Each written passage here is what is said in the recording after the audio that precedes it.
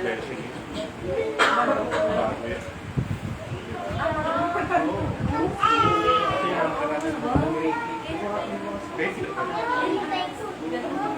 Parang marami na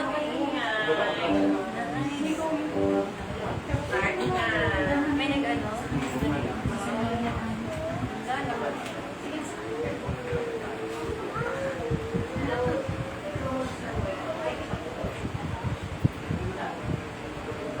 Wala pa daw. Yeah. May check niya na pala. Bakit? Ay, check. Hindi, yun na. Yun ko na.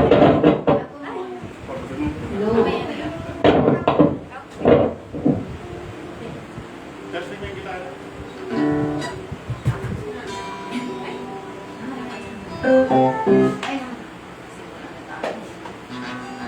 Okay lang. Okay na. Ayan, magandang hapon po sa lahat. Handa na po ba tayong magpuri sa ating Panginoon? Amen! Amen po. Magandang po natin ang ating Panginoon. Magkitayo po tayo. Sabi po sa Roma 8 verse 18, para sa akin, ang mga paghihirap sa buhay na ito ay hindi maihahambing sa napakagandang kalagayan na mapapasa atin balang araw. Ayun po ay yung pagka nagtiwala po tayo sa ating Panginoon, asahan po natin lahat ng paghihirap natin ay dito lang po yan sa mundong ito. Pero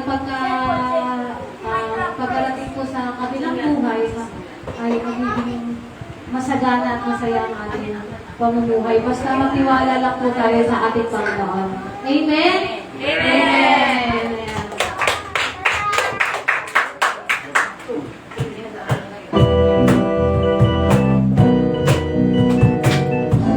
Bigay natin yung best natin para sa Panginoon.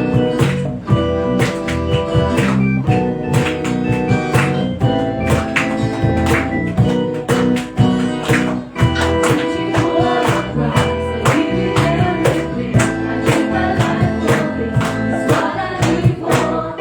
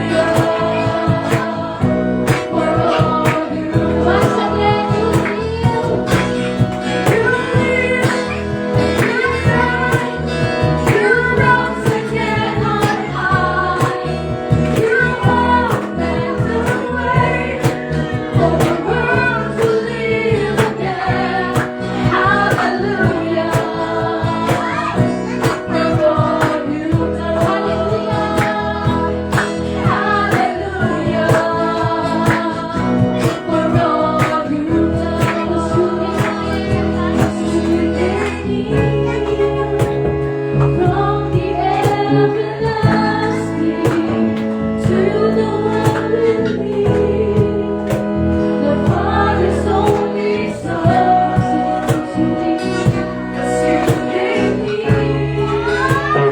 From the everlasting to the world with me, the Father's only Son, you live and you died, you rose again on high, you opened the way for the world to live again. Hallelujah. For all you nasasakay po tayo you live and you died, you rose again on high, you opened the way for the world to live again. Hallelujah. For all you've done. Hallelujah. For all you've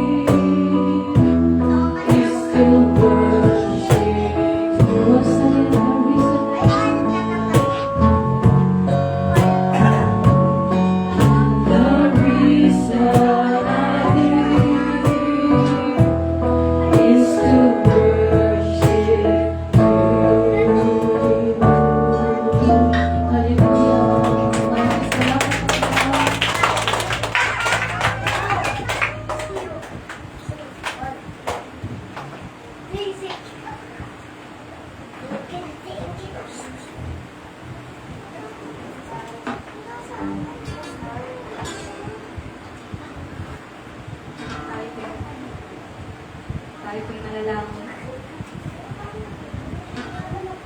Mahal na Panginoon, kami po'y nagpapasalamat sa araw na ito, sa iyong kabutihan, sa iyong kadakilaan, Panginoon. Pinagpupurihan at sinasambahan namin, Panginoon.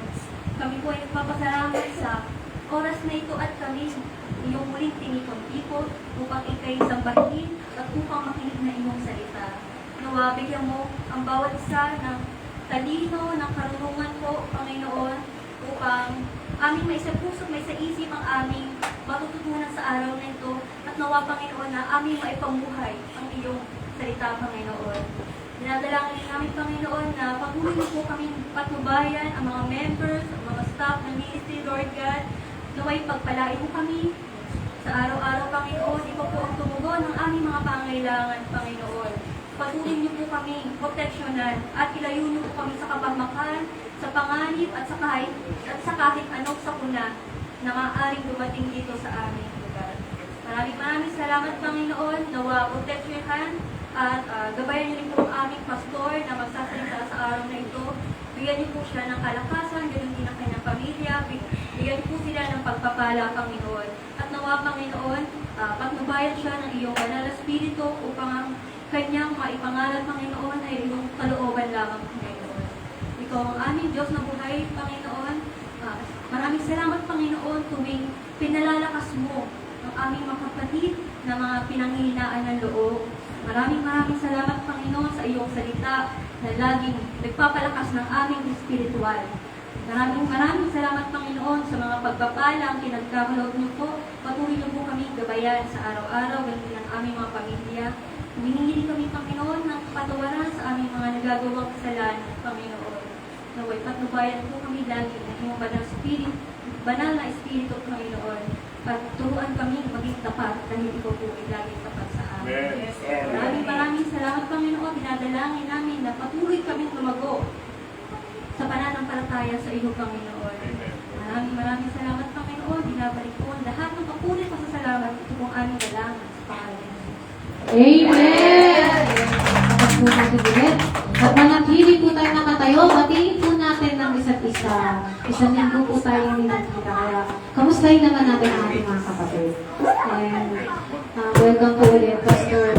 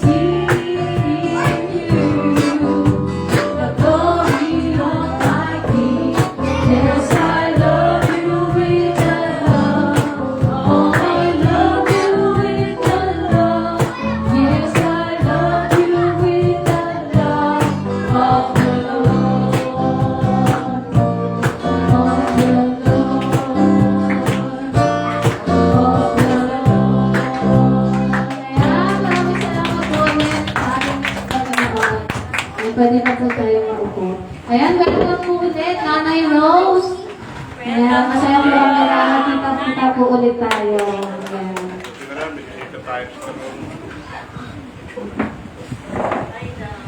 Ayan, dumako na po tayo sa ating Tyson offering.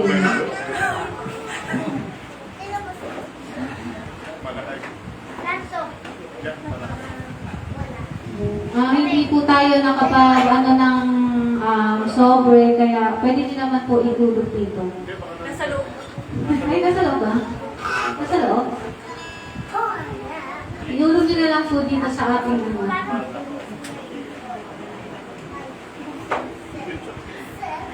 Malayo sa macho. Yung ano dito sa loob. Kaya, wait. Wait muna.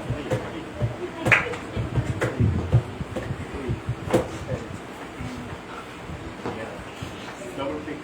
Wala pong susi, kaya inulog na lang po natin dito.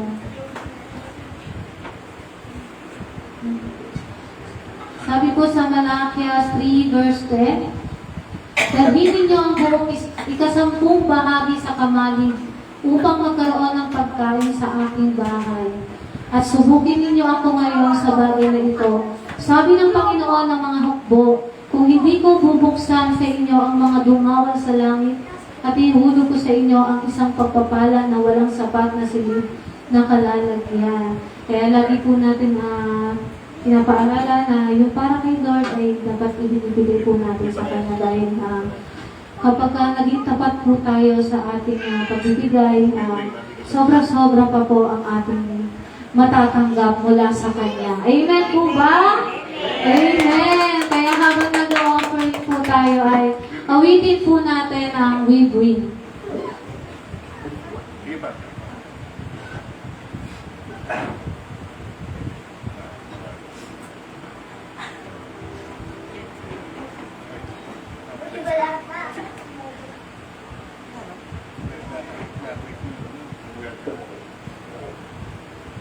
Sige pa.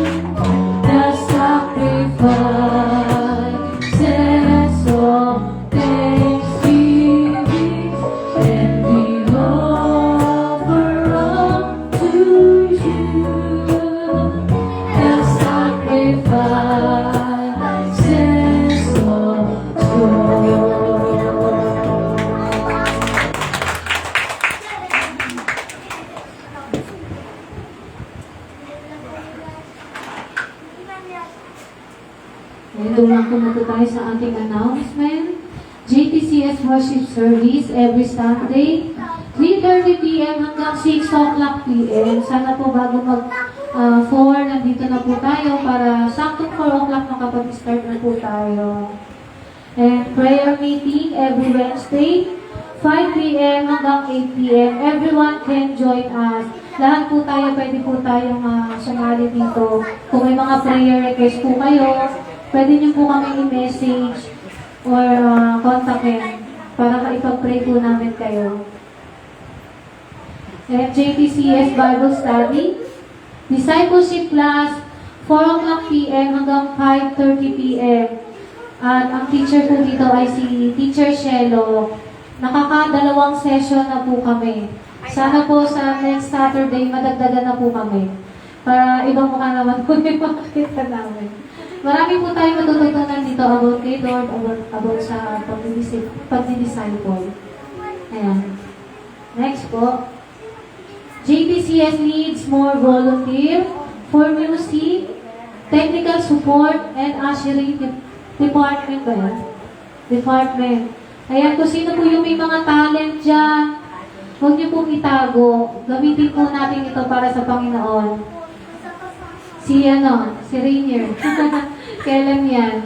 Marunong mag-gitara. Ayan, you can approach any JTC staff if you are interested. Pwede niyo po ako i-message or si Teacher Shelo or si Brother Bill. Brother Bill. Next po. Okay. Rachel. Ayan, tinatawagan ko na po ang ating... Pati mo nakapagla ito. Pati mo maganda. Tay, pwede po tayo lumipat dito sa bakante upuan. Para mas makita niyo po yung Yung outline. yung outline natin. Hindi niyo po makikita dyan. Okay naman. Si Ate Crisel, dito tayo. Para nasa harap tayo. Ayan. Okay na po. Kaya tinatawagan ko na po ang ating buting pastor na si Pastor Tomas. Palakpakan po natin ang ating pastor.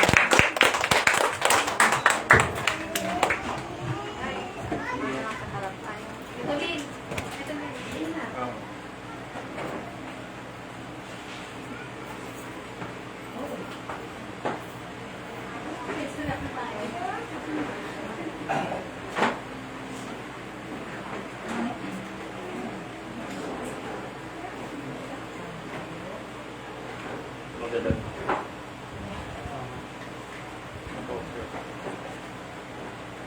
Hello, magandang hapon po sa inyo lahat. Ano yung best na po dito? Hindi ko matanda. Okay. Kahapon po ay galing ako ng Palawan. Mula ng Tuesday hanggang kahapon ng gabi. And then, mutin kami ng ng assembly ng kama ko, yung aming pong samahan. And then, masaya kasi nakasama ko yung mga different, iba-ibang lugar na pasto. Nandoon about 3,500 na pasto. Kasama namin ng din. Namin po. And meron ko din tawag na first part ng kwento ko tapos sa huli, yung korupto. Pang-apat ko na po sa Palawan and then nung pumunta ako doon, siyempre sa mga aeroplano. And then nandun po sa aeroplano, lumipad kami, nung palanding na kami. Hindi din nila landingin. Okay, nakita rin bahay, smooth. Biglang umakit ulit. Baka nawala yung gulong o kaya something, o may problema sa pagbaba ng aeroplano, umakit ulit, umiit ulit, tapos bumaba ulit ko. Pero Lord, wala sana nang nangyari sa amin. Ito na ba yung katapusan ko, Lord? Pero mangyayari naman po talaga yun. No? Hindi na kasi minsan hindi mas tama yung kanyang pag-landing, maaring kulang o na di ba bumaba yung gulong nalapit at kaya ganun po ulit ang ginawa niya. Anyway, that is first part. Ang kwento ko mamaya is about miracle flight. Ang kwento ulit ko mamaya. Sino-sino na sabing na ako ay tunay na kasunod ni Kristo? Sabi, Amen. Amen. Minsan mahirap mo talaga, no? At anong kaibahan ng isang Kristiyano at hindi Kristiyano o yung mga taong hindi tunay na tumaganap sa ating Panginoon sa Kristo? Anong kaibahan ng isang totoong church, that is the body of Christ, and then hindi talaga bahagi ng katawan ni Kristo? Ano po ang kaiba? Kasi marami ako Kristiyano, Kristiyano din ako, di ba? Or ganito. Ayun po ba, sa pinakamagandang sabi dyan, isa po ay may binagong buhay. Hindi po ako ay member ng isang simbahan. Hindi po dahil ako ay maraming mga reason, no? Bakit ako ay Kristiyano. Pero ito po yung napaganda, yung sa utis ako ay may binagong buhay. Sabihin po na tinanong siya ang Panginoon at si Kristo po ay naghahay sa aking buhay at nagbabago ang aking buhay. Amen. Amen. Kaya sa Kristiyano, totoong naging Kristiyano sa bagong nilalang sa Panginoon ng Diyos. At hindi lang po yun, at siya patuloy na babaguhin at binabago ng Diyos. Sabi nga na, binabago ako araw-araw, di ba? Sa bawat moment in life natin, ay biro pong ginagawa hanggang sa atin. That's why the presence of the Holy Spirit sa atin ay ginagawa sa atin. para unti-unti mabago ang ating buhay. At ladies sermon, inipis ko na kayo ng bagay doon. Sinihirapan ako mag-prepare ng sermon ng dalawang sermon sa isang araw lang. Kasi pag mga sermon, dagang in-internalize ko. Mahirap in-internalize yung dalawa. Hindi ko, kung ano, inipis ko doon dito rin. Kaya para magiging kailangan, di ba? Okay. At nakaraan po, sino sa inyong nabautismo last April 20? May mga nabautismo nakakatuwa na I'm blessed. No? Ito ang dami nila nagpa-bautismo. At dadaan ko po mamaya yun. Para sa mga nag-bautismo na, matagal na, no? Tulad namin ni Brother Lee, nung kokong pa, ay ma-remember namin, ano ba yung ginawa namin noon? At second, ano yung ginawa ko ng karaan April 20? At anong gagawin ko? Okay, magpapabautismo. Ayun po yun. So, napakahalaga po na bilang Kristiyano, alam natin yung mga bagay na ginagawa natin bilang pagtatalaga sa Panginoon. Okay. Ang ating natin nga, hindi binagong buhay sa Roma chapter 6, verse 1 to 14. Meron siya. Okay. Marami po sa atin, no? Sabihin ako Kristiyano. Pero, nakikita ba talaga ang pagiging Kristiyano? Okay. Meron po kami sa simbahan namin, ang sinasabi sa kanila, dahil hindi tayo perfecto, at dito rin simbahan ito, hindi po tayo perfecto. But the goal of God ay baguhin tayo para maging kawangis natin ang ating Panginoon. Amen ba doon? Amen. At sa araw-araw, meron dapat tayong gagawin, no? Para tayo mamunga, para tayo maging katulad ng ating Panginoon. Ito po yung isang pinakamahirap na tanggapin sa katotohanan ng minsan may kasalanan tayo, minsan kakamali po tayo. Kung mga sa physical, meron tayo tinatawag yearly medical check-up. Meron siya yung yearly medical check-up.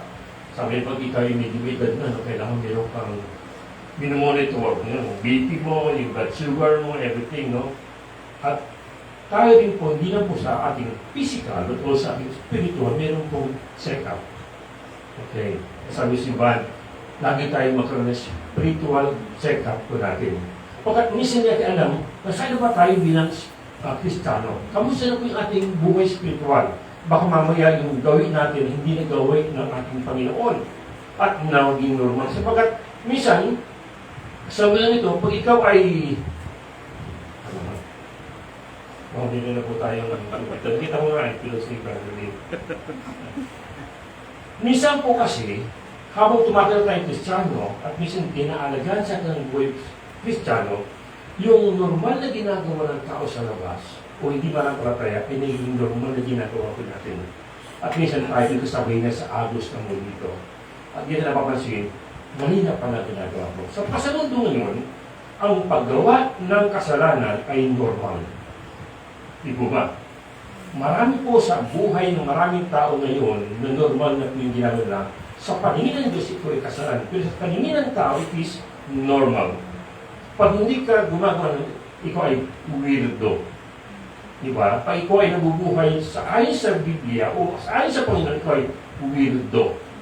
Oo. Kaya, ayaw ko na dyan. Dati kasama sa akin, iniiwan na ako. Wala na punta sa GTCS. Yun, diba? Iba ng buhay niya. Diba? Kaya tayo po mga Kristiyano ay ito, ang simbahan o ang church ay tinawag, no? To separate, no? Tayo called out, set apart, no? Ihiwalay tayo sa mga taong namumuhay, hindi namumuhay ng pansarili, namumuhay kung saan-saan, kung anong ginagawa nila, namumuhay ng kadiliman. But we are called by God to live as Christian, followers of Christ, doing the word o ginagawa po ang salita ng Panginoon. Mahirap po magpaka-Christian, amen? Pero mamaya malalaman po natin the Lord will help us. Okay. Dito mayroon akong mga bagay na naitala sa aklat ng Roma chapter 6 verse 1 to 14 habang pinaalala natin, babasa natin isa-isa. Yung mga katangian ng isang Kristiyano at hindi Kristiyano. Okay. Ito ay sabi nun, ang Kristiyano ay hindi na namumuhay sa kasalanan. Ulit po natin. Ang Kristiyano ay hindi na namumuhay sa kasalanan. Pero may tanong ko, sa mundong ito, yung dating kasalanan, minsan, ngayon ay hindi na. Di ba? Yung gawin ko ngayon, minsan tayo ay, minsan si Christ ang nalidisciple sa atin, minsan yung world, yung mundo ang nalidisciple tayo. At hindi natin nakikita o napapansin tayo o hindi na talaga umusunod sa kalooban ng Panginoon. Okay. Kaya, number 1 po, nakapangingin sa Kristiyano sa ayon sa Roma chapter 6, ang Kristiyano ay hindi na namumuhay sa kasalanan. Sa verse 1, okay. Ano ngayon ang sasabihin natin? Patuloy ba tayong magkakasala upang sumagana sa atin ang kagandahang loob ng Diyos? Hindi. Tayo'y patay na sa kasalanan. Paano pa tayo mamumuhay sa pagkakasala? Sabi sa Roma 6, 1, 2, wala na tayo sa ilalim ng kasalanan. Tayo po ay dapat huwag magpatuloy sa sumagana sa pagkakasala. At huwag natin, sabihin na, ibang, sige, okay lang ka para mapatunayan ko that the grace of God ay abundant. Parang gano'n. Hindi po, no? Kailangan po tayo ay ituring natin, no? Na tayo ay hindi na dapat mamuhay sa kasalanan. Amen ba doon? Amen. Okay. Ano ba yung mga bagay, no? Kung may dahilan na hindi pagtalikod sa kasalanan. Okay. Ito po. Ito natulad ito, hindi po tayo, no? Maaaring iba. At meron tayong sarili na dahilan. Okay. Mga dahilan na hindi pagtalikod sa kasalanan. Ito yung mga common. No? Ano yung una? Mahina ako at marupok. Tao lang, ako. Sino nakarindi ba kayo nun? Mahina lang ako at marupok. Madaling bumagsak. Tao lang ako. Yung pong common na sinasabi, na marami. No? Ano pa? Nauunawaan naman ako ng Diyos. Diba? The grace of God is so big. Nauunawaan naman ako eh. Diba? Kaya minsan, ayaw pong magbago, ayaw pong humingi ng tawad sa Panginoon. Ano pa ba? Ginusto mo at nag-i-enjoy ka sa kasalanan. O bato-bato sa langit. Ang mataman, kapit. Diba? At tuloy po, marami pong mga tao at minsan mga Kristiyano. Hindi nila kayang i-give-up ang kanyang kasal because they're enjoying. Nag-i-enjoy po sila. Ito ba? Minsan, ako din po, minsan parang ako, na ako sa kasal ko, huwag dapat yun. Ano pa? Bakit? Natatakot ka at may masasaktan. Diba? Sabi, ba't mo pa iwanan yung boyfriend mo kung gano'n mo? Eh, may asawa na yan. Sabi niya, masasaktan siya. Umiyak siya. Oo, may mga gano'n. Okay. At bakit? Alandiyan ka pa. Hindi mo dapat ginagawa yan. Eh, nasasaktan. Ayaw mo yung masaktan. Alam mo ako eh. Diba? Ako mahal.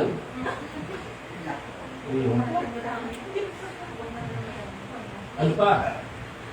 Magbabago na ako, walang araw. Babawi ako. Isabihin, hindi pa siya magbabago. Sa susunod pang mga panahon, walang araw. Sabi, itagamo niya sa koto. Tandaan niya, pastor, tandaan mo yung brother, sister. One day, hindi na ako ganyan. E paano ka kung bukas kunin ka ni Lord? O paano kung bukas, kung sakaling yung kasal ginawa mo, eh may balik siya. Mahirap, di ba ba? Pwede ba sabihin mo, magbabago din ako. Wait lang, daan-daan lang. Babago din ako. Eh kung hindi ginawa mo kasal, ikaw ang binawi. Lagot. Diba? Kaya maraming mga Kristiyano, hindi na po yun ang napakaraming dahilan kung bakit sila hindi nagbabago. At tayo ay may kanya-kanyang dahilan. Okay, no? Mamaya gusto niyo mo sulat sa notebook, bili kayo ng 1 whole yellow page, kaya hindi mo makukulo niyo. Dami po ba? Pero ano po totoo talaga, maraming mga Kristiyano ay hindi nagbabago. Okay. Dahil minsan, nangyayari ay pinaabuso natin ang biyaya.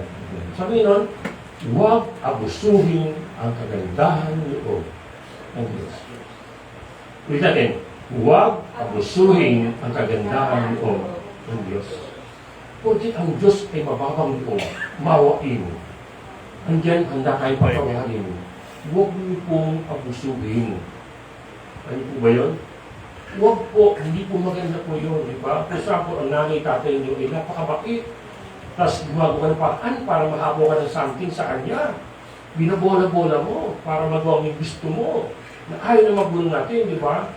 Pagdating ng araw, pag ito ay nakita at nasaktan sila, nabuso. Masakit sa nila yun, maaaring may mangyayari. Hindi mo alam.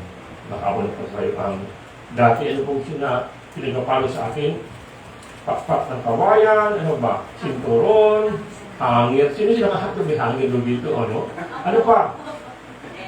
Chinelas. Di mo ba? Sandok. Di ba? Ano hawak ng naray? O, dati yun. Pero ngayon, minsan hindi na pwedeng gano'n, di ba minsan? Hindi na pwede basta-basta mamalmata.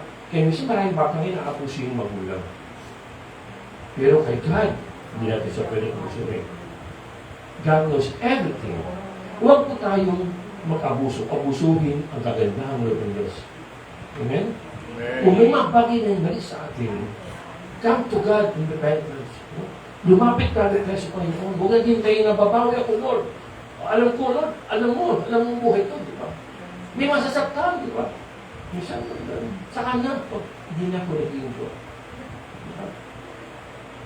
Eh, yung pamumuhay ng kasalanan, seryoso dapat tayo na bumalik sa Panginoon.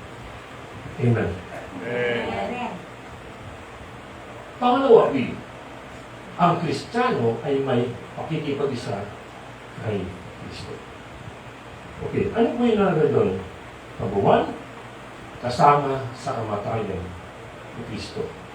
Ang mga Kristiyano po ay kasama sa kamatayan ni Kristo. Ayon sa chapter 6 ng Roma verse 3 to 4, hindi pa ninyo alam na tayong lahat na nabautismuhan kay Kristo Jesus ay nabautismuhan sa kanyang kamatayan?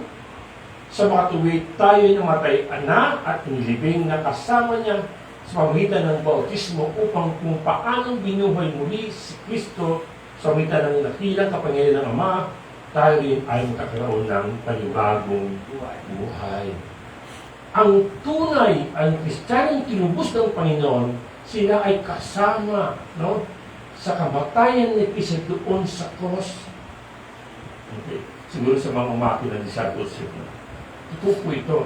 When Christ, no, was crucified, siya po ay pinako doon. Alam niyo po ba talaga na lahat ng tao, lahat ng kasanatin ay kasama doon na naipako. At kasama doon na tinubos ng Panginoon. Tinatawag ng Panginoon. Kasama tayo sa kamatayan ng ating Panginoon doon sa cross. Kaya po, ang Kristiyano ay mayroong ganong klaseng pananaw sa kanyang pananampalataya. Sabi niya, Lord, yes, kasama akong namatay. Kasama ang dati kong pagkataong makasalanan, kasama ang namatay. Kaya po, sabi niya, kayo ako ay bago nilang sa harapan ng Panginoon. Ibig sabihin yung dati mong kasalanan, ay wala na, binayaran, binula na po yun. At kami bagong buhay, at kasama ka sa kamatayan ng ating Panginoon. Amen.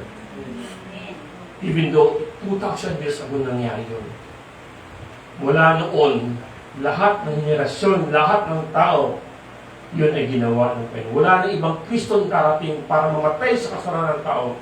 There's only one Christ, that is Jesus Christ, ang siya namatay. At sinama tayo, ang ating dating pagkatao, ang makasalanan pagkatao, kasamang namatay at pinako doon sa cross. Pag sabing kasama tayo sa matay ng Kristo, buhay pa ba yung kasalanan makasalanan buhay sa buhay natin? Hindi na. Bakit nagkakasal pa tayo? Bakit? Una, nasa mundo pa tayo. Nandiyan ang kalaban, nandiyan ang kadiliman para tayo tuksulin, tayo kunin muli para magbalik yung dati natin pagkatao. But Christ, no, tinignan tayo, may tayong bagong kalagayan. Tayo bago na. Kasama na sa kamatayan ni Kristo yung kasalanan ko natin. Hindi lang po sa kamatayan, hindi po naman kasama sa muling pagkabuhay. Ito po ay magandang pag-aralan mabuti ito, no? Kasi minsan po, pag tayo po ay nag-preach, minsan puro magandang mga words, to encourage, blessing, no? Iba, inahikayat sila kung mag-remember kasi ang ganda yung maraming blessing, maraming ganda. Pero walang rebuke. Kapag simbahan nila nag-preach about righteousness, tanda nyo, sila ay maaaring mawala sa Panginoon. But kung sakali man the church or the pastors always preaching in righteousness, tandaan niyo po, maranasan nila ang kapatawaran at pagbabago ng buhay at pagkilos ng Panginoon sa Kristo. Minsan, di ba, gusto natin na talagang invest na Lord.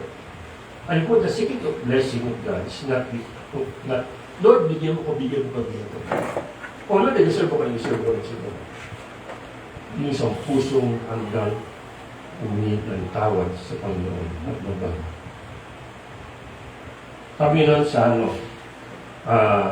seek ye first the kingdom of God and His righteousness. I-seek natin ang kingdom of God and His righteousness.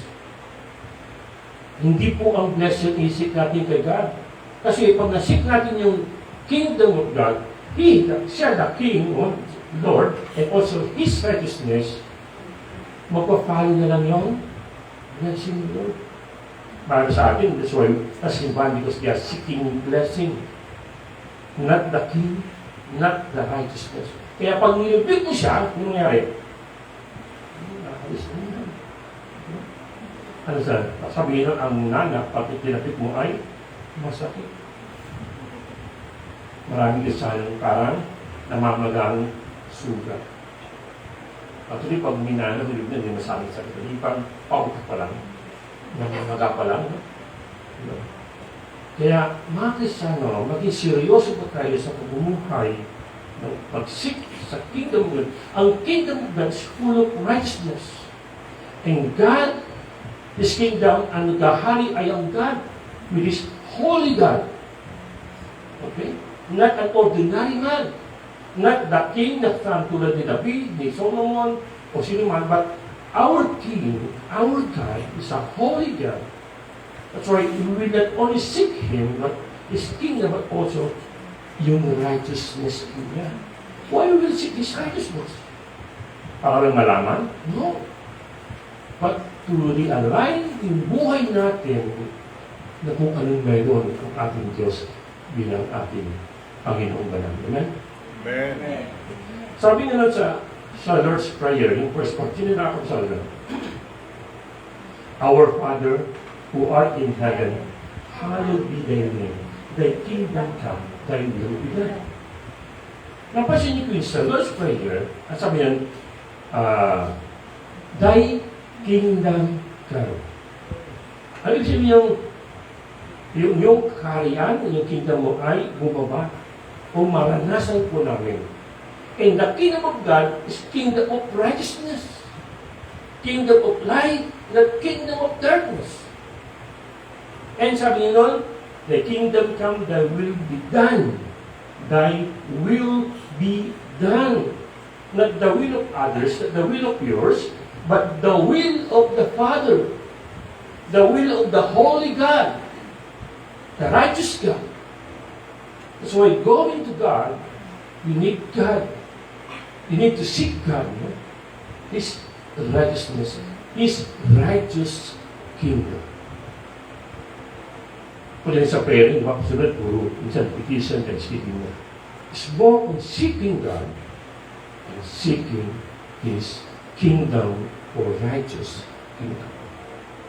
Kinapahalaga po sa isang Kristiyano sa kanyang puso at isipan, I will come to God and offer my life, bilang living sacrifice, holy and acceptable.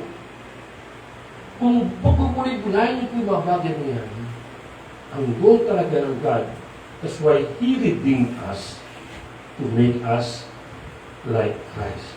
Para tayo magkaroon ng katuwiran galing sa Panginoon. Hindi natin kayang baguhin ang sarili. but God will help us. God will strengthen us. Kung kasama tayo sa kanyang kamatayan, kasama sa muling pagkabuhay. Sabi niya sa verse 5, sapagkat kung nakasama ninyo tayo ni Kristo sa isang kamatayan katulad ng kanyang kamatayan, kaya na tayo ay makasama rin niya sa muling pagkabuhay, na katulad ng kanyang muling pagkabuhay. Alam natin na ang dati natin pagkatao ay naipako na sa krus kasama niya upang mamatay ang ating makasalanan pagkatao at hindi na tayo malipin pa ng kasalanan.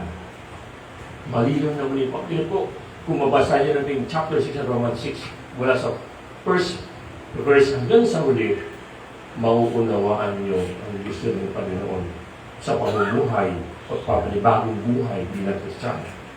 Kaya, kung kasama tayo namatay ito sa cross, kasama sa muling pagkabuhay ng Panginoon. Amen? Amen. Kaya kung kayo po gusto makasama sa muling pagkabuhay, put to death your old sinful nature. Ilibing, kaya sa baptismo tayo ay ilulubo, means patayin ang makasalanang pagkatao. Kung di mo patayin yan at di mo pasama sa pagkamatay ng ating Panginoon, hindi ka rin makasama sa muling pagkabuhay ng Panginoon. Pagkat nananatili ka pa sa kasalanan. That's why you need to ma-immerse ka, ilumog ka doon sa tubig para ikaw ay kasama ng matay at kayo ay ibabangon para kayong bagong buhay sa ating Panginoon. Amen. Amen. Pangatlo, wala na sa kapangyarihan ng kasalanan. Sabi sa verse 7, sapagkat ang namatay na ay pinalaya mula sa kapangyarihan ng kasalanan. Kung tayo namatay ng kasama ni Kristo, naniniwala tayong mabubuhay din tayong kasama niya. Alam natin si Kristo ang muling binuhay ay hindi na muling mamamatay. Wala nang kapangyarihan sa kanya ang kamatayan. Amen ba doon? At tayo po, no? Tayo po nakasama niya namatay, kasamang nabuhay, no? Wala na yung kapangyarihan sa atin ang kasalanan. Pero minsan, maraming Kristiyano, sila ay, bit-bit, nahuhuk, alam yun, nabibinwit, no? Ng kasalanan. Sino sa inyong, ilagay sa sarili natin, no? Isa kang tilapia. At nagbinwit ako, nagbibintin isa. At ikaw ay nahook nito. Kaya mo tanggalin? Wala akong kamay, di po ba? Wala, di po ba? Mahirap talaga. Malipas, sila mong palag mo, hindi mo sana nahook. Mahirap. Pero totoo niyan, kami napakahirap talaga pag buhay nabinwit. At sino pwede mo tanggal nun? Yung buminwit. Okay? Tayo po, pag tayo po ay wala na sa kamatayan, wala na sa kasalanan, tinanggal tayo sa pinalayan na po tayo. Tinanggal na yung hook, yung nagbilit sa aking kasalanan. Wala na. Wala nang kapangyarihan sa akin. Tayo'y pinalaya na ng ating Panginoon. Amen ba doon? Amen. Ngayon, bilang sa Kristiyano, lagi ang sisipan natin na wala na sa akin ang kapangyarihan ng kasalanan at namatay. Kasama na ako namatay at nabuhay ng Kristo. Amen. At number 4, tayo ay nabubuhay para sa Diyos. Sabi sa verse 10. Nang siya'y namatay siya ng binsanan para sa lahat ng panahon dahil sa kasalanan. At ang buhay niya ngayon ay para sa Diyos. Kaya dapat hindi ninyong ituring ang inyong sarili bilang patay na sa kasalanan. Ngunit buhay para sa Diyos. Sapat kayo'y nakipag-isa na kay Kristo Jesus. Hindi na po tayo sa ilalim ng kasalanan at kamatayan, no? Kasamaan, tayo po ay nasa buhay na walang hanggan. Tayo po ay nabubuhay para kanino? Sa ating Panginoon. Amen ba doon? Totoo ba talaga na kayo nabubuhay para sa Diyos? Isa na yung sagutin mo. Kasi totoo mo talaga, ang tao ay nabubuhay para sa kanyang sarili, sa kanyang pamilya, o ano, di ba? Oh. Pero, yes, you are working, doing your best para mabuhay. Pero yung ginagawa mo yun ay isang offering kay God that what I'm doing right now, or gagawin sa susunod, ito ay para sa Diyos. Kapag ito magbibigay o mag-aali sa Diyos ng iyong pamumuhay, anong klaseng pamumuhay dapat? Malinis at kaaya-aya sa paningin ng Diyos. Ako po ay mitikuloso, pati siguro kinagisang ko na. Hindi po ako uminom ng tubig sa baso na may baso. Kaya nung kami magkapatid, no, may sarili akong baso. Tinatabi ko yun. Kaya nakapagod ko uminom sa baso nila. Kaya ngayon, may sarili akong baso. Kaya yung baso ko yung plastic na parang luma na, no? Pero ito yung baso ko. Ayaw kong gumamit ng baso na may baso. Ang ginagamit ko ng baso ay yung baso ng asawa ko kasi kami isa na, no? Yan. Pag wala. Pero mayroon akong separate talaga. Kaya may asawa na ako. At minsan, di ba, yung pinggan mo at kutsaran mo ay sa'yo. Ang sipilyo mo ay para sa'yo, di ba? May mo nagpapaya ng sipilyo ito? Kung ginang, wala naman siguro. Sabon meron, di ba? Sukray meron. Pero sipilyo mo, hindi pwede ng toothpick, di ba? Okay. Alam po si God, mitikuloso. Huwag niyo pong gamitin para sa Kanya, para sa kalapan o sa kadiliman. Huwag gamitin ang para sa kaliwanagan sa kadiliman. Amen?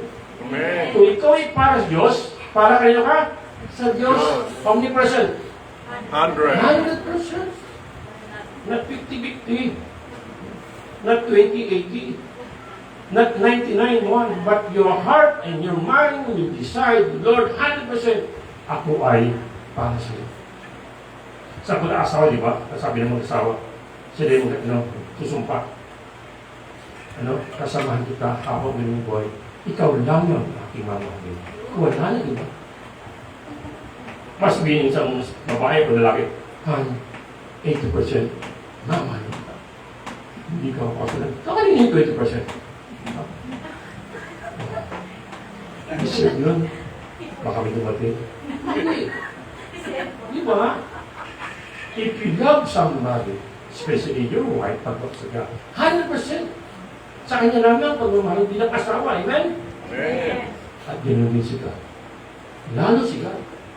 Ang ating asawa, hindi niya alam ang laman ng puso, hindi niya alam ang isip natin. Ang narinig niya sinasabi natin, maaaring bolero ka. Pero si God, hindi mo siya pwedeng loohin o magsinungaling. He knows our heart, our mind, everything sa buhay natin. Pag sabihin, Lord, I am yours. Alam niya kung talaga sabi ng 100%. Diba? Kung may reserve tayo para sa iba. Huwag naman magkaroon po ng puwang sa inyong puso at isipan na magkaroon po ng puwang ang kadiliman, ang kasalanan. Kundi 100% Lord, I'm yours. Amen. Amen. Masakla po, no? Minsan hindi lang po yung mga tulad natin na mga kumakit. Minsan may mga Kristiyano, may mga pastor po. Minsan, hindi nila kaya i-give up ang isang bagay sa buhay nila. There is no way. And God knows that. And God don't want that. Ayaw ng God. Amen. Gusto niya. Yes. Mahirap po ito talaga. Lumabas pa rin tayo. Andiyan pa rin, no? Actually, the devil is doing something, no? Nagdo-double ka, nag-overtake mo siya, nag-high-tech pa siya. Two, makuha tayo. Para mo sa kasalanan. Pero dapat tayo lagi nag-pray. Pray without ceasing. Pray constantly. Because the devil is there, no? Pero kailangan tayo maging alerto, maging watchful, maging courageous, maging strong. At kailangan ko ng Panginoon na sa taong tulad natin na nabubuhay para sa Kanya. Nabubuhay ba kayo para sa Kanya? Amen. Amen? Amen. on Sunday afternoon. Amen. Papaglabas natin, sila lang yun. Ano po, sila dito yun sa, actually ngayon, nahuhug tayo sa record na marites. Kasi yung mahilig mag-marites. Merong good marites naman. That is, telling the truth. Ikinistismis ang katotohanan, ang kaliwanagan, huwag ang kasiraan. Amen? Kung dati, meron kang ugali at nahug ka sa magiging tismosa, i-tismis mo si Lord. Amen? Huwag yung mga kasiraan ng iba. Alam po, minsan sa aming pumisa, no? Kasi merong sa pumisa namin, liit na tawag na grupo, no? At sinasabi niya ugali ng pumisa namin. Ano pag may nakita yung kapitbahay? Naku! Imbis na matuwa sila kasi mayroong bagong TV, bagong rep. Naku! Inuutang lang yan. Ano ba? Ay naku! Kung hindi nagpadala ang kuwi niya, hindi yung kakaroon. May mga ganun talaga. If we saw something, or we see something na, instead na negative, praise God. Di ba, pinasya na naman. Diba? Una kayo isip ng mga negative. Huwag kayo mag-judge. Amen. Mali man na kayo ng ginawa. Hayaan natin si Lord doon. Hindi tayo dapat tayo mag-judge. At may pinatismas na. Kung siya ba, alam mo nga, siya rin may yun ng motor. Pwede yung black. Nakita ko nga yun. Diba? Ay, naku si pare, nag-vlog, diba? Nag siya. Ibang angkas. Ibang klaseng hawa. Imbes na hapon sa Manila, di ba? Tinis-tinis. Di pala alam niya, yung pala yung asawa pala niya, nakaibang damit na kumakan pala. Nakilala niya din po pala. Asawa pala, itinis-tinis sa kapitbahay. Kaya kapitbahay, ginagabi ko, kasi nagagabi siya. Huwag po tayong mamuhay sa kasalanan na. Amen? Amen. Mamuhay tayo ng kaliwanagan. Isisip natin ang kabutihan ng Panginoon. I-testify natin, i-testimony po natin yung mga bagay na ginagawa ng Lord sa buhay natin. Para sila po ay magpuri din sa Diyos.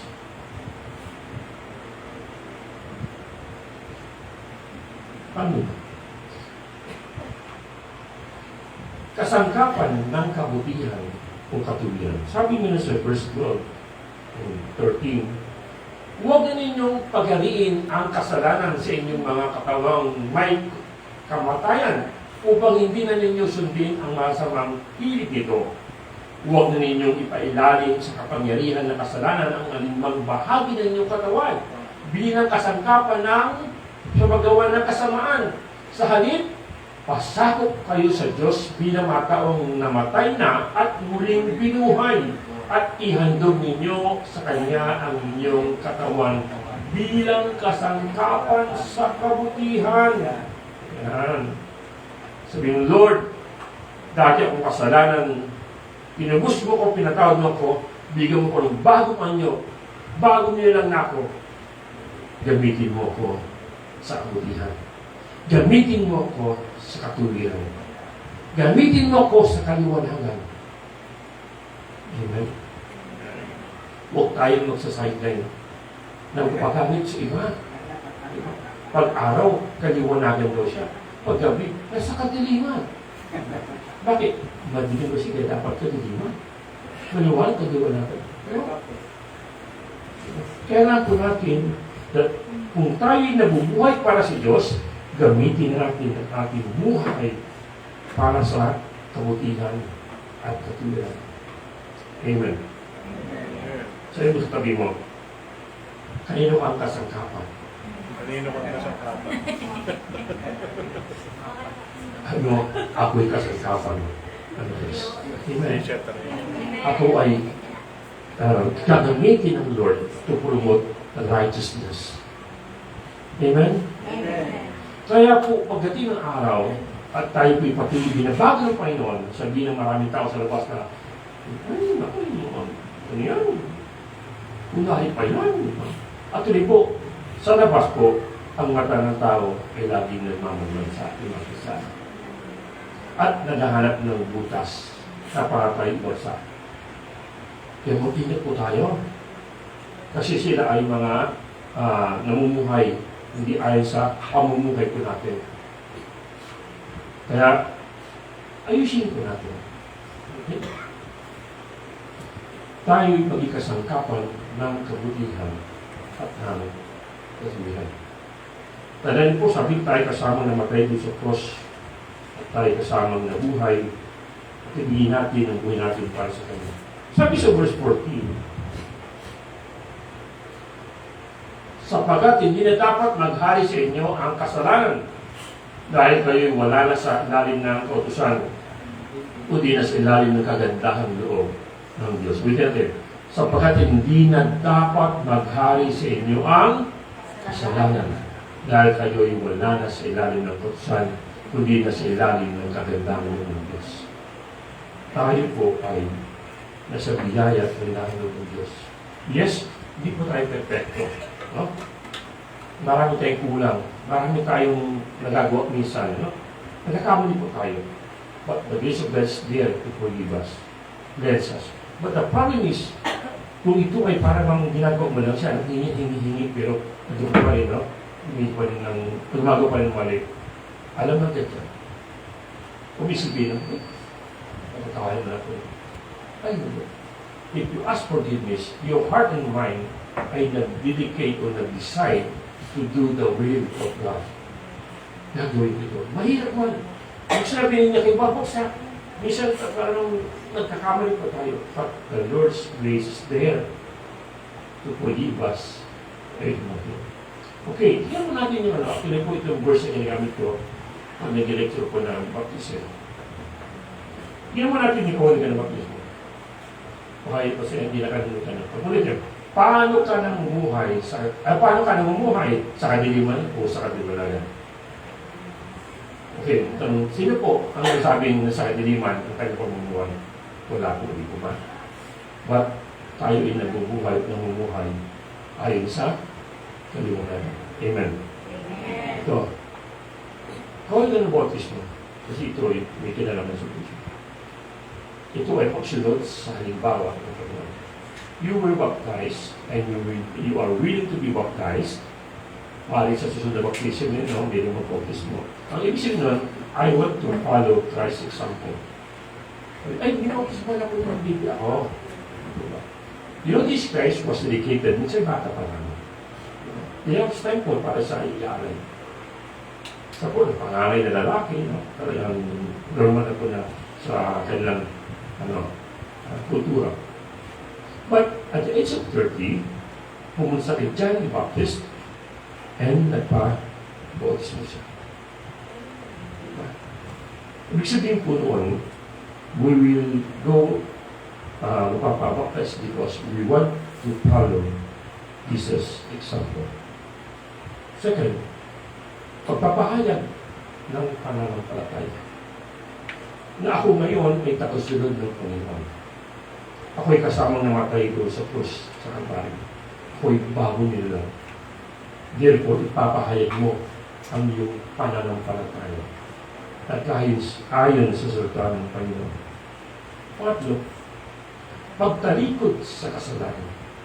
Sabi yan, tayo'y kasamang nalibing. Dahil kapangilan sa atin ang kasalanan pagkatao. Wala na talaga. You are bago nila na. Therefore, talikuran mo na yung lifestyle mo na makasalanan.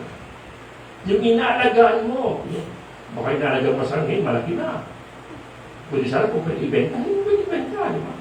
Di ba po kitaan? Yung ikaw ay manuluki. Bakit? Alam na doon yan. At pag-usapan kayo, pagka hindi mo tumalikod sa kasalanan.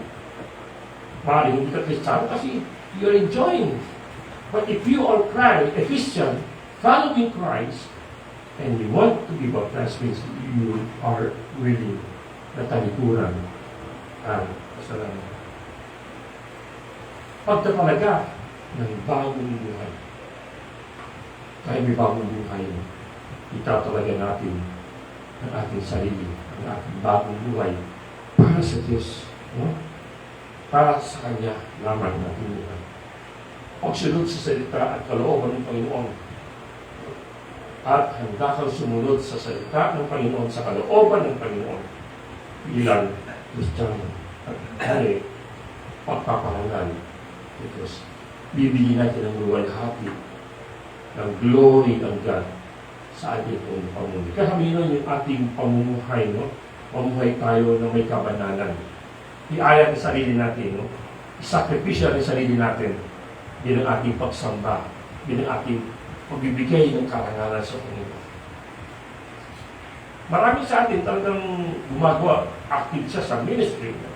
Nag-preach po siya, but he is not living ng may kabanalan. Hindi nyo pa matutuwa ang Panginoon? Kaya nag-dynamic ka mag-preach. Kaya alam mo lahat ang Bible from cover to cover. But you are not living according to the Word, the righteousness of God. Wala. Ikaw ay maraming sarapan. And you need to ask God to forgive you. You need to repent at magpabago at baguhin ng Panginoon ang ating buhay.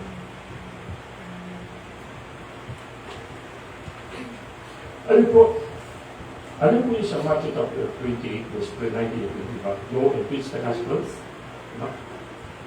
And baptize them in the name of the Father, and of the Son, and of the Holy Spirit. Minsan nakakalimutan na yung emphasis doon ng Panginoon. Baptizing them in the name of the Father, in the name of the Son, in the name of the Holy Spirit. Sometimes we interpret that like a prayer lang. No? I pray in the name of the Father, the Son, and the Holy Spirit. Parang ganun lang kasimple yung sa akin. But the truth, kung ating pagbubulay-bulayan, mayroon pong deeper meaning. You know, when this case was baptized, no, actually, nangyari, nabuksan ng kalangitan, no? At nagsalita ang mga. Ito ang aking alam na labis ko kinalulugtan. Sino talagang, the Father is, na-bless po siya, natuwa siya because Jesus Christ is following. What following? Yung kalooban ng Ima. And He's willing to die, willing to give everything in obedience to God the Father. Ano po, may plano po si God kay Jesus Christ. That's why nalugod po siya. Jesus Christ, being the Son. That's why, sabi, listen natin, may sabing, I baptize you in the name of the Father. Ito po, may plano po God sa iyo. Hindi ka lang ilulublog dyan. May plano ng God sa iyo. Meron siyang manual, meron siyang script, at meron siyang plan or architectural something, perspective or something na model na ito ang aking anak na mangyayari sa kanya. That's why nagsaay ka sa namatay at nabuhay sa muli because I'm preparing something for him. Mayroong plano para sa kanya. That's why tinatakan ng Ama, in my name, yung plano na yung mangyayari. That's why bagong buhay. The seed is no longer, may ikapangyarisan. Wala na. Kaya when you are baptized in the name of the Father, acknowledge the will of Father, His grace and love, and His plans of working out. Amen. Amen. Second, yung in the name of the Son. Sa ngalan ng Ama. This is Jesus. Ano pong ginawa ng God ni Jesus Christ? Isa na pamuhay niya, ginanap niya, at ginawa niya ang plan ng God. Siya po ay nagdusa, naghirap, para bayaran natin mga kasalanan. Ganun po ang ginawa niya. Nagsakripisyo siya para sa iyo na karoon ka ng buhay na walang God. Para ikaw ay ikaw ng bagong buhay. Kaya kami natisman because you have new life in Christ, in Him. That's why kung sabihin mo, I baptize in the name of Jesus Christ, in the name of the Son, hindi lang po isang parang amen na, parang ganun, something ganun. Hindi siyang very right, hindi siyang nag-end ka ng prayer. No. There's a deeper meaning of that. Bakit ka, sabihin na siguro ng Lord dito, o si baptisin niya sa tubig. Sabihin niya. Kung baptisin niya sila, yun lang. But, bakit kaya kung sasabihin ni Jesus Christ, in the name of the Father, of the Son, and the Holy Spirit. At hindi mo pa, wow, may tinipasay si Jesus Christ, I want to see Him, but listen. So when you were baptized, 100% you decide that, Lord, I'm yours. Your plan ay mangyayari sa buhay ko. Not my plan, ang buhay ko'y iaaray at gagamitin para sa iyo. And kami nun, in the name of the Spirit. What is the work of the Holy Spirit? It will dwell in us. And the Spirit dwells to those people who visit Christ for Savior. And that baptism yung sinasabi, tatang ka at I am yours. Sabi ng Spirit. Tayo may ipak ng banal ng Spirit. Amen. Because of that, yung kanyang presence, yung very presence ko niya ay patuloy natin mararanasan. Kaya pag kayo tunay Kristiyano, nandiyan ang Holy Spirit to convict you, to strengthen you, to change you. And the Spirit of God is very powerful. Amen. Amen. Kaya pag kayo mag-bless mo, hindi lang para yun ang tradisyon ng simbahan. Yun ang ginagawa ng simbahan. Hindi po yung gano'n. Diba? Itinaya, at sinabi doon ang Panginoon Ama, anak, the Holy Spirit means may halaga ito sa akin. Halaga Father, the Son, and the Holy Spirit. That's why living a life that is worthy ay seryosong bagay. Living or putting to death our sinful nature is a serious matter. Hindi po ito basta-basta lang. Mayroon ko nagpabakas ko sa akin. Bata ko sa teenager. May tennis siya maging something. And binotis mo siya. Sabi ko siya, tiniris na gas, ganyan. Oo, di ba? Minsan yan talaga eh. Pero, yun, hindi mo bumuhay sa kasama na. Siguro kami nangyari sa kanya. Kasi hindi siya totoo pagpapalagay sa kanya. Hindi siya totoo yung kanyang pagpapalagay na i-alay ka ng gusto ko niya.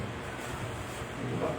Kapag ikaw Kristiyano, kahit na ikaw ay bago, o ikaw matagal na, the word of the Holy Spirit ay nandyan, gagawa siya para maging maayos ng buhay. Kapag 10 taon na, 20 taon na, 30 years, hindi ka pa nagbabago, magtanong ka na, Kristiyano ka na, kahit alam mo na ang Biblia. Ingat po tayo.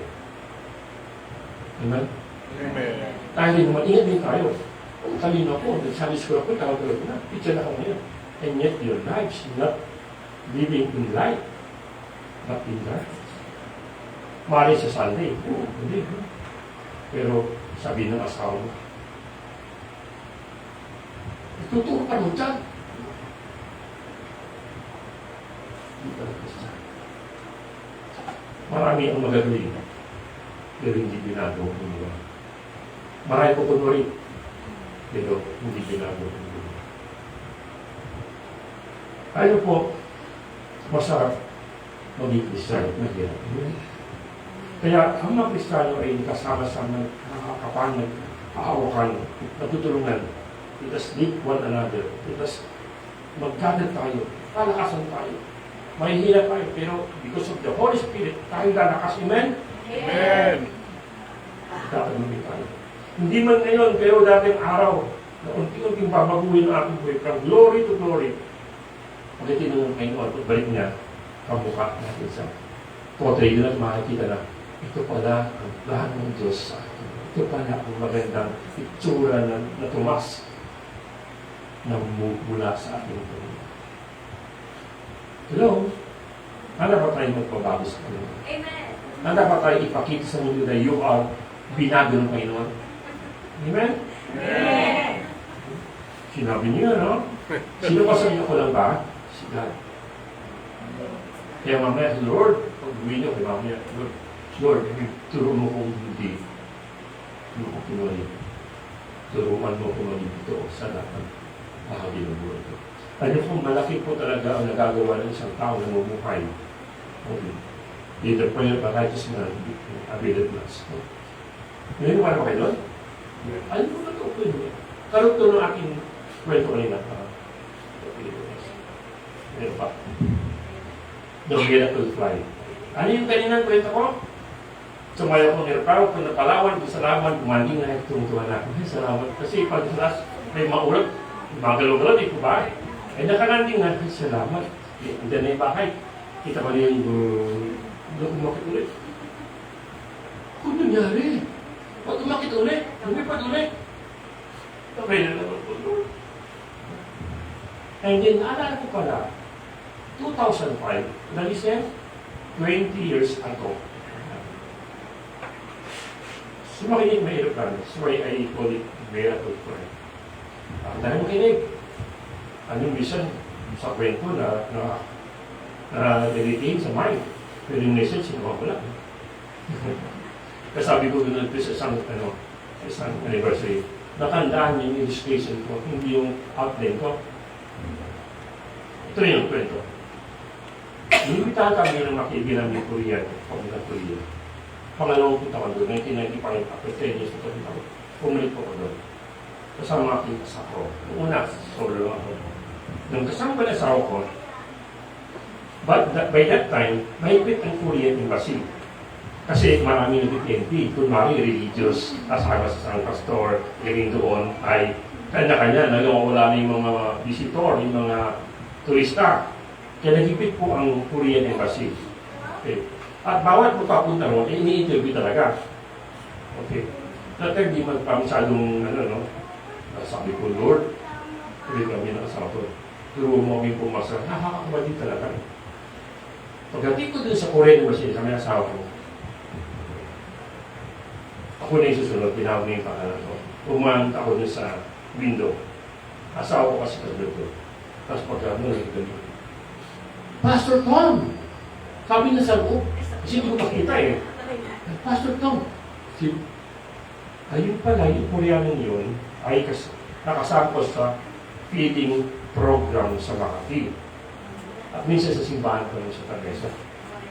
Bakit ka? What are you doing here? I'm applying for visa. Really? Yung babaeng yun ay talagang hindi taga doon. Siya po ay hindi nagpupunta sa table na yun. Sa ibang trabaho niya. Nagkataon sa araw lang yun. Wala yung babae doon na nakaupo. At walang ipapalit. Therefore, tinawag siya para umupo doon. Para i-receive yung mga application. I-receive lang na yun eh. Tapos i-schedule for interview. Ni-receive niya yung akin. Ano nangyari? Sabi niya, give me your wife's passport. Di pagkabi sa akin, umalis siya. Pagbalik, ako. Di po ba? Hindi na kami interview. At tandaan ko, doon lang siya naupo doon. Sa araw din yun. Ano sa inyo? Aksidente o God's favor. talaga po. God's favor. Hindi pa nakapos siya. Ay, nagbisa kami. Tawag kami. Sa mga aeroplano, from Manila Airport, going to Clark, and Clark to Korea. So ito mo. Yung upuan namin, may gap. Ako nalagay ako, maybe siya. Diyan po mayroong nakaupo sa gitna. Tatlo yun eh. Nagkataon, mayroong lalaking Koreano sa gitna. Wife ko, Koreano, tapos ako. Sabi ako, siyempre parang kayo mag-usap ng sapon. Nakakaya naman sa Koreano. And then, kinusap namin yung Koreano. Pwede kami mag-switch. Doon ako sa gitna, at this sa dulo. Pumayag siya. At dahil doon, nagkaroon kami siya to share the gospel. Kinausap namin siya, kwentuhan. At ano po ba, siya po ay hindi naniniwala sa Diyos. Ang kanyang girlfriend dinalo sa Manila, si Maulio sa dinalo niya, ay naniniwala sa Diyos, pero siya hindi naniniwala. Pinuhin ko na namin, nagpilala kami, as siliran po namin siya ng four spiritual laws. Siliran ng gospel. And pwede siya. Nasa kuwi namin siya, 4 hours of biyahe Rumos. Kaya namin doon, landing na, nandito na kami sa papalabas na. Ayun na. Ako una, is asawa ko sinusunod, hindi ko bagal maglakad. Nakasigit sa Pilipino. Tatlo na kami Pilipino sa aeroplano. At puro Koreano. Iba yung dadaanan ng Koreano pag automatic na malabas sila. Kami, kailangan pang tignan ng dokumento, passport. Kung sa akin, nakita yung dokumento. At nalaman na nagaling na ko doon. Kaya yung sagot, approve. Passport, ay, salamat Lord. Hindi po man din dumating sa ako doon, tinahog na siya ng immigration officer ng Korea. At dinala sa detention doon. Almost kalahati oras na siya doon. Wala kang makausap kasi marami kinakausap mga ibang mga lahi. Yung mga nagti-TNT, yung mga peke, gano'n. Yung para doon, patalayo pa lang, minaman-manan ka na ng kanilang camera. At kung kahina-hinala ka, ay hindi ka makapaspas lang. Nadali sa detention. 20 minutes na, nasa nakatawag ko, nangyari siya, kaya siya. Tapos bakit ako ayaw kong sila? Siya niya yung papeles, kasi baka paningin sa kanya. Ibigay ko. Pero ano yung nangyari? Yung Koreanong katabi namin, na posok namin, hindi lumabas. Nandun pala nagbanghatay sa amin. Sa malayo at lumapit siya. Akin yung papel. Sa English na, kulinin sa dinala doon sa Sao. Pero, ang ginawa niya, kinausap niya yung immigration officer. Tapos niya sabi ko, pinalabas yung sampo. You know, kahit na hindi Kristiyano, at bago sa ginamit ng Lord, para makapasok kami sa Korea. Ito ba? Kaya sabi, miracle life. Mangyayari sa akin yun because God knows our heart. God knows our faith. God knows yung ating desire to obey Him. Mabibigyan natin. Kami yan, seek ye first His kingdom and His righteousness, and all these things shall be added to you. Huwag kang problema sa maging mayroon kang problema sa ating ang pagtuunan mo ay lumapit sa kanya ng Diyos at sa kanyang kaluwalhati at sa kanyang kabanalan. Kailangan ko yun. At kayo ay nakareceive ng great blessing. Amen? Amen. Amen. Kaya tanong mo yun, meron mo bang kakalikod sa Panginoon? Meron bang gusto pang balis sa Panginoon? Kasi may Lord, para ako sa iyo. I am yours. Mahirap mabuhay. Minsan, marami kang mawawala sa iyo. Hindi natin mo na-enjoy, natin mo kaibigan, matalikuran ka because you want to follow Christ. But don't worry. Mawala man lahat ng kaibigan mo dahil ikaw ay bukos sa kasalanan, kasama mo naman ang Diyos. Kasama mo ang kanyang banal na Espiritu. Hindi kanya iiwan. Hindi kanya Mabayaan. Amen? Amen. Mahal ng pagkain po. Sana mahalin natin sa higit sa lahat. Love the Lord with all your heart, with all your soul, with all your strength. Amen? Mahalin natin. Huwag kayo mahiya sa ating pananampalataya. Huwag kayo mahiya kayo binago na ng Panginoon. Ipahayag natin ang buhay na binago ng Panginoon. Amen? Magpalakasan tayo. Kung ibang bumagsak, huwag natin siyang iglog mo. Tulungan natin siya, tumangon ulit. Sapat ang biyaya ng Panginoon. Amen. Are you blessed? Yes, amen. Simple message lang po ito. Matagal natin narinig. Pero napahalaga po ito. Mahalaga po ito sa atin bilang mga Kristiyan. Let us pray one another. Gawin ko natin. Ano po, marami po nasa labas na nangailangan ng pagbabago. Maraming tao sa labas na nangailangan ng kaligtasan ng Panginoon. Marami po nangulila. The Lord can use you. Ngayon gamitin po tayo bilang kasangkapan para sa Diyos. Kaya iwasan natin yung mapagin na nakasira sa ating relasyon sa Diyos. Mahalin natin ang Diyos at ang kanyang magawa at yung mga plano niya sa ating buhay. Amen. Let us pray. Heavenly Father, we take you to this afternoon. Salamat po sa isang ito. Ito ngayon ay isang spiritual check-up namin, God. Namumuhay pa ba kami ng may kabanalan ng ayon sa kalaban o kami po ay nangungkuna sa kasamaan o sa kadiliman. Lord, forgive us, Panginoon. Help us to ask forgiveness na may totoo sa aming mga puso at patuloy kami lumapit muli sa iyo. Mahal na mahal mo ang Panginoon. Pero help us also to love you. Ibigay namin lahat para sa iyo. Marami po rin sa mga kapatid na nito, Panginoon, nahihirapan sila. But by your Holy Spirit, you will strengthen them. Give them power to overcome darkness, to overcome sin and life. Bless them, Lord. And give them joy in obeying your word. Give them yung mga kailangan ko nila, strength them, para may pagkitang lala sila ay para sa iyo. Salamat pa rin sa aking pinulit sa akin ito. Tuloy ang biyaya mo sa pa sa lahat ko sa amin. At harapan lamang ibigay namin ang buo ng iyong buhay for your glory. In Jesus' name.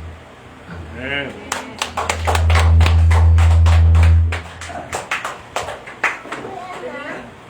Wait lang po. Yung iba yung pagkain. Yung ano lang po yung process for all you. For all the time. Ay, basta. Salamat po. Ano yung makakalimutan ko sa tawag ko? Maraming salamat po, Pastor Tomas. Sa napakagandang mensahe ng Panginoon. At bago po tayo matapos, muli po natin ulitin for all you've done. Magsitayo po tayo. For all you've done.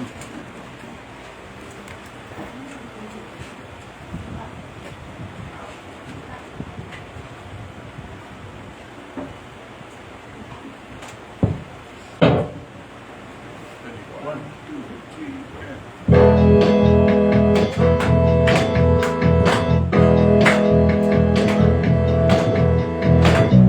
Our Savior, Redeemer, lifted me from the miry clay.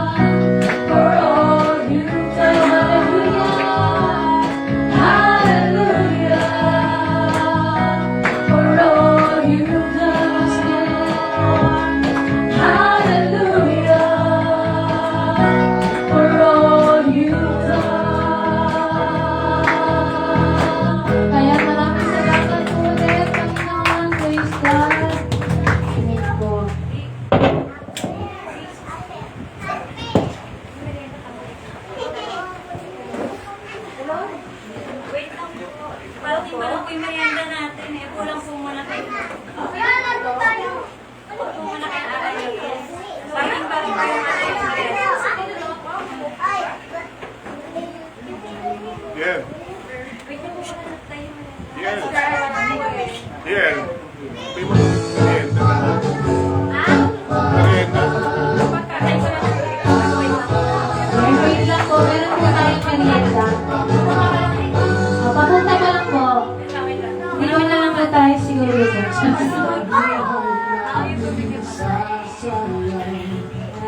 Kita-kits po ulit tayo sa